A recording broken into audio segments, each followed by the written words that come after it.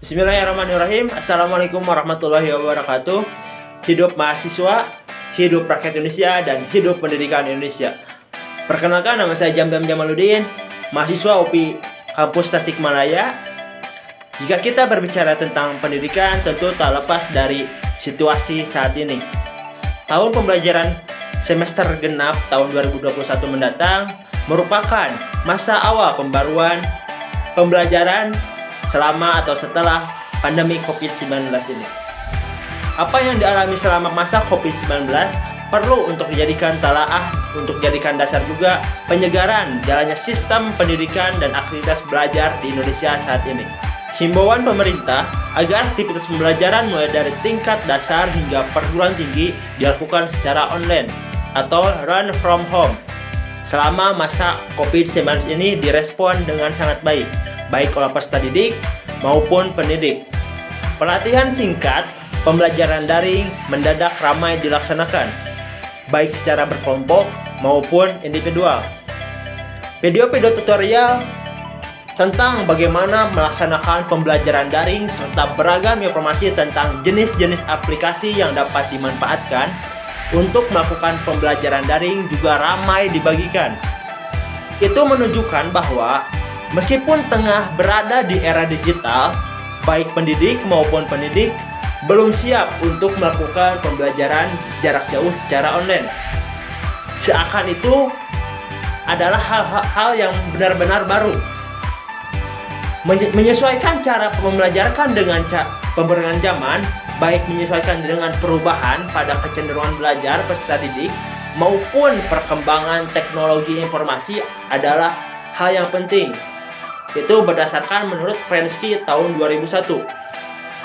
Sudah sejak lama ada banyak penelitian dengan kata kunci seperti e-learning, pembelajaran online, pembelajaran campuran, blended learning, flipped classroom yang telah menunjukkan manfaat melakukan pembelajaran dengan menggunakan layanan online.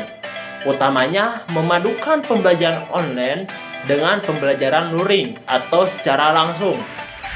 Apakah selama ini pembelajaran online dan blended itu tidak pernah dilirik secara serius? Meskipun telah terbukti lebih efektif dan efisien. Lalu, strategi pembelajaran yang digunakan dalam kajian rancangan pembelajaran atau instructional design adalah suatu konten pembelajaran yang diklasifikasikan menjadi beberapa jenis. Ada jenis konten pembelajaran yang memang bisa dianggap cukup atau sekedar disampaikan saja, namun ada juga yang mengharuskan untuk adanya interaksi lebih. Dalam hal ini, jenis konten yang berbeda tentu menghendaki penerapan strategi pembelajaran yang berbeda pula. Menurut The Gang tahun 2013 dan Merrill tahun 2013. Misalnya, ada jenis konten yang bersifat konsep, prosedur, sebab akibat. Tidak cukup jika hanya sekedar disampaikan secara teoritis. Dalam hal ini, apa yang menjadi fenomena di Indonesia saat ini seperti itu.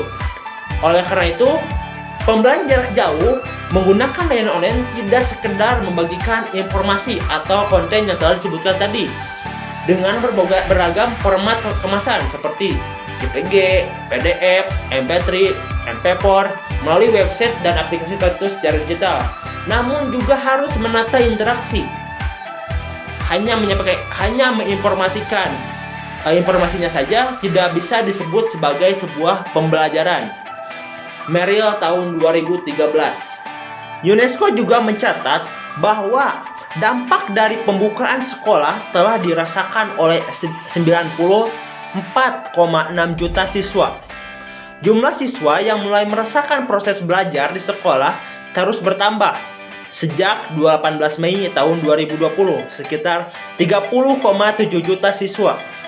Seiring dengan pelonggaran kebijakan karantina lokasi atau wilayah maupun di daerah, baik itu daerah maupun di nasional di sejumlah negara. Kompas tahun 11 Juni tahun 2020.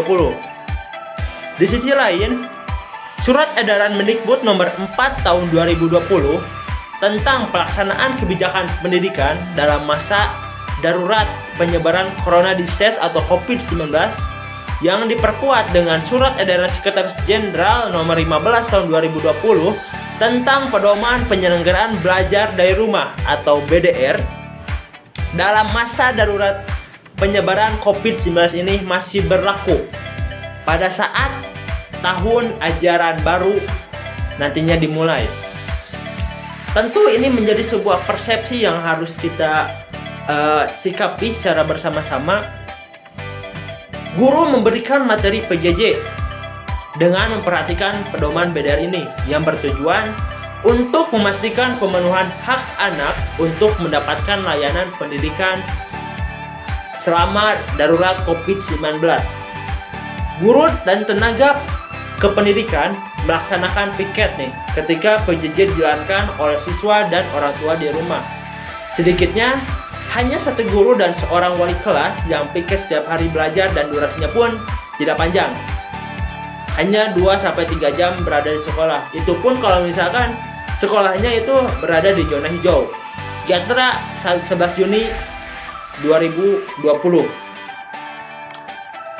Berdasarkan hasil evaluasi Kemdikbud mengenai PJJ selama 3 bulan terakhir, hanya 51% kegiatan PJJ yang berjalan efektif. Masih ada 49% permasalahan karena sejumlah siswa tidak memiliki akses teknologi, keterbatasan alat atau handphone, jaringan internet, dan aplikasi atau media pembelajaran. Untuk internet itu sendiri, permasalahan terjadi karena akses jaringan internet yang tersedia tidak merata antara daerah dan daerah pinggiran. Pada dasarnya, kendala akses teknologi juga dapat dikoordinasikan dengan pemerintah daerah atau Pemda dengan bekerjasama dengan televisi dan radio lokal atau juga radio komunitas. Praktik 3 bulan terakhir pelaksanaan PJJ atau sekarang nyampe 9 bulan ya, tidak harus selalu terhubung secara online. Sudah diupayakan penyesuaian terhadap kondisi, situasi, fasilitas, dan kapabilitas satuan pendidikan atau sekolah masing-masing. Bahkan di kota besar pun ada sekolah yang mampu karena cukup fasilitasnya. Sementara di daerah 3T, terdepan, terluar, lalu tertinggal, ada sekolah yang tidak pernah terhubung dengan listrik, apalagi dengan internet. Seperti contoh di Provinsi Papua. Dari 608.000 siswa yang tidak terlayani pembelajaran online mencapai 54%. Media Indonesia 8 Juni tahun 2020.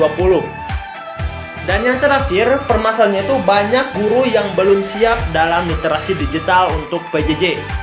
Kompetensi guru dalam penguasaan PJJ dan literasi digital sejak awal memang tidak dipersiapkan untuk menghadapi pandemi. Data Ikatan Guru Indonesia atau IGI mencatat 60% guru memiliki kemampuan sangat buruk dalam penggunaan teknologi informasi saat mengajar. Media Indonesia tahun 2020. Dalam hal ini, guru masih membutuhkan pendampingan, pelatihan, dan pengarahan secara teknis untuk mempersiapkan diri agar dapat melaksanakan PJJ dengan lebih efektif, serta panduan untuk melaksanakan kurikulum atau materi pelajaran yang adaptif secara konteks di masa pandemi. Peran guru juga perlu didefinisikan kembali karena guru sebagai satu-satunya sumber pengetahuan sudah tidak lagi relevan dengan atau ketika teknologi bisa menyediakan hal yang sama atau bahkan lebih baik lagi. Guru harus lebih berperan sebagai fasilitator yang membantu siswa untuk berkembang dan memberi kontribusi nyata bagi masyarakat. Untuk itu, saya merekomendasikan sistem pendidikan dan pembelajaran di Indonesia pasca COVID-19 ini mempertimbangkan beberapa hal. Yang pertama, kompetensi untuk merancang dan mengelola pembelajaran merupakan dasar bagi pendidik secara profesional, baik pembelajaran tatap muka, online maupun blend, campuran.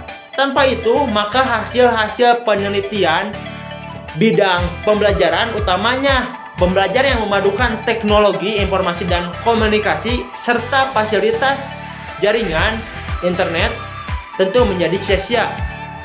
Untuk itu, mata kuliah mungkin seperti rancangan sistem pembelajaran online atau pembelajaran online, teori dan praktik menjadi sebuah keharusan untuk dimasukkan di semua program studi bidang pendidikan. Juga, pelatihan-pelatihan intensif untuk meningkatkan pemahaman dan kompetensi pendidik tentang pembelajaran online harus disisipkan dalam program profesi guru atau PPG. Yang kedua, keharusan penerapan pembelajaran dengan memadukan antara tatap muka dan online. Hal ini dimaksudkan untuk sekedar mengikuti perkembangan zaman dan perubahan pada kecenderungan belajar generasi hari ini, namun dalam rangka menggunakan hasil-hasil penelitian bidang teknologi pembelajaran untuk memaksimalkan kualitas pembelajaran. Yang ketiga, memastikan pengalaman belajar yang dimiliki oleh peserta didik membuatnya memiliki rasa senang, tidak bosan, tidak jenuh, dan lainnya untuk membelajarkan diri sendiri atau self-determined learning. Untuk itu, di samping efektivitas dan efisiensi pembelajaran, daya tarik pembelajaran juga harus dijadikan fokus perhatian. Usaha untuk meningkatkan capaian terhadap muatan kurikulum juga harus seimbang dengan usaha untuk menimbulkan dan menjaga semangat belajar peserta didik. Dan terakhir dari saya, mari bersama-sama karena kita bisa untuk mewujudkan pendidikan yang berdaya dan bersaing tinggi di dunia dengan selalu mengedepankan pemerataan akses pendidikan dan kualitas pendidikan agar apapun itu permasalahan yang dihadapi dan solusinya itu dapat kita pecahkan dan kita menerapkan atau diterapkan secara baik dan bersama. Pendidikan itu bukan hanya tentang aktor yang ada di dalamnya, pendidik, pemerintah, dan lainnya, tetapi pendidikan itu dari kita semua, peran kita, dan untuk kita semua. Mari selamatkan pendidikan Indonesia. Terima kasih. Wassalamualaikum warahmatullahi wabarakatuh. Hidup mahasiswa, hidup rakyat Indonesia, dan hidup pendidikan Indonesia.